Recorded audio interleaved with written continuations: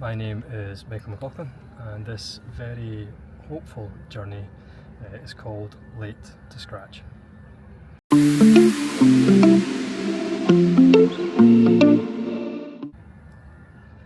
So I am a soon-to-be 42-year-old who started playing golf when he was 39, so I fall into quite a golf cliche. Like every other golfer who started in the 30s, I wish I started a lot sooner.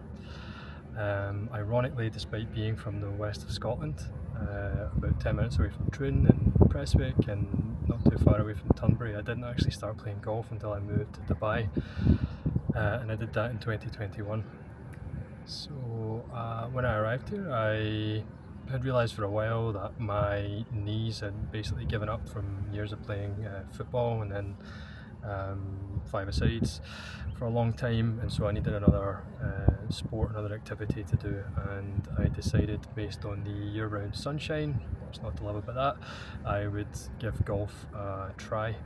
So I went to Dubai Hills. I went to see Jordan Cook.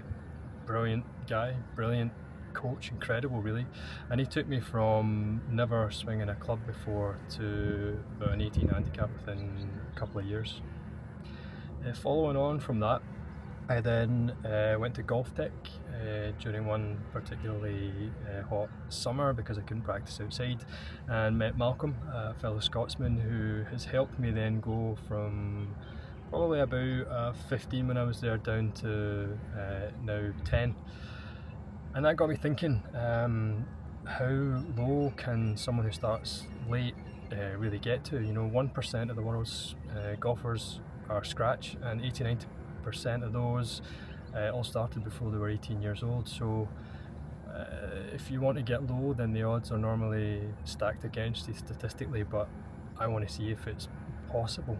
So there'll be a lot of people shaking their head thinking this guy's got absolutely no chance, started golf a few years ago, will never get to scratch, he starts to get older. But you know, what if just by applying yourself to improving different facets of your game in a strategic manner can you get better?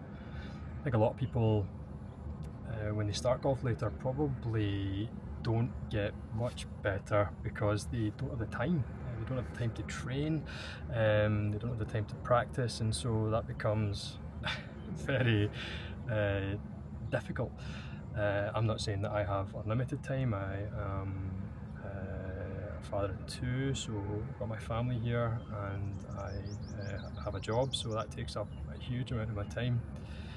But hopefully by focusing on specific things, so using things like Decade golf to try and focus on strategy, learning how to play the game away from just the technical aspect of the swing, using Golf Blueprint, which is personalised training for working on the facets of your game that maybe need to be improved, and you can do these via different games on the range.